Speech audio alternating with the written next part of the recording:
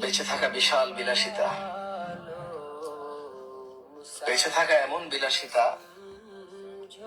বেঁচে থাকা আল্লাহর এমন নিয়ামত যে মানুষ সুবহানাল্লাহ বললে আসমান আর জমিনের খালি জায়গাটা নেকিতে পরিপূর্ণ হয়। মানুষ আলহামদুলিল্লাহ বললে নেকির পাল্লা ভারী হয়ে যায়। বেঁচে থেকে মানুষ আল্লাহুম্মা সাল্লি আলা মুহাম্মদ দুরূদ পড়লে 10টা নেকি হয়, 10টা গুনাহ ক্ষমা হয়, মর্যাদা বৃদ্ধি হয়,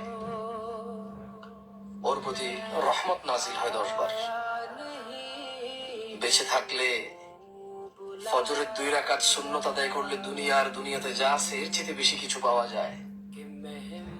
বেঁচে থাকলে ফজরে 2, জোহরে 6, মাগরিবে 2, ইশায় 2, মোট 12 রাকাত সুন্নতে মুআক্কাদা পড়লে আল্লাহ সুবহানাহু ওয়া তাআলা জান্নাতে ঘর তৈরি করবে। যে ব্যক্তি প্রতিদিন 12 রাকাত সুন্নত আদায় করবে তার জন্য আল্লাহ একটা করে ঘর নির্মাণ করবে। সুবহানাল্লাহ। বেঁচে থাকলে সাদাকা করা যায়, বেঁচে থাকলে মানুষের উপকার করা যায়, বেঁচে থাকলে আল্লাহর প্রশংসা করা যায়, বেঁচে থাকলে লাউ বালাগাত যুনুবুকা আনানাস সামা, যদি মানুষের গুনাহ আসমানের মেঘমালা পর্যন্ত ছয়, সুম্মা ইস্তাগফারতানি, আল্লাহ বলছে তারপর যদি সে আমার কাছে মাপ চায়, গফারতু লাক, আমি তাকে ক্ষমা করব, ওয়ালা উবালি, কারো পরোয়া করব না। বেঁচে থাকা বিশাল বিলাসিতা, বেঁচে থাকা বিশাল বিলাসিতা। যখন আপনি মায়ের নামে দান করবেন তখন কবরের শাস্তি বন্ধ হয়ে যাবে। ওটা ভিন্ন ধরনের ইবাদত, এত শক্তিশালী পাওয়ারফুল ইবাদত দুনিয়াতে নেই। একটা কথা চট করে মনে পড়লো, মনে রাখবেন, যে আমার কাছে সাহায্য চায় তখন আমার মনে হয় যে ওর টাকা নিয়ে যে কি করবে, খাইয়ে নিবে না, কি কাজে লাগাবে কিনা, এটা একটা মনে বলে। এভাবে হয়ে আসছে। এইটা পরে মনে রাখবেন, দান হলো সবচেয়ে শক্তিশালী ইবাদত। সালাত একটা ইবাদত, নামাজ একটা ইবাদত, রোজা একটা ইবাদত, হজ একটা ইবাদত, তাসবিহ তাহরীর একটা ইবাদত, কোরআন তেলাওয়াত একটা ইবাদত।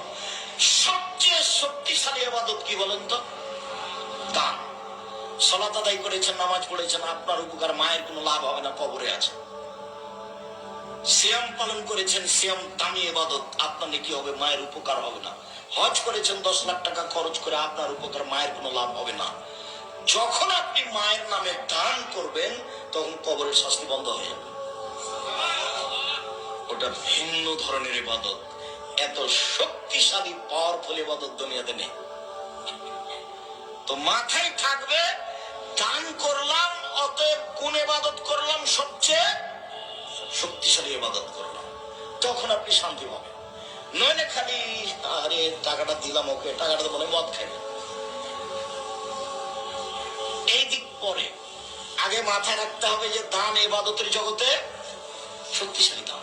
হ্যাঁ, আপনি ভালো জায়গায় দেন, না হলে অসহায় মহিলাকে দেন, যে মহিলা দিন রাত আপনাদের বদনাম করে।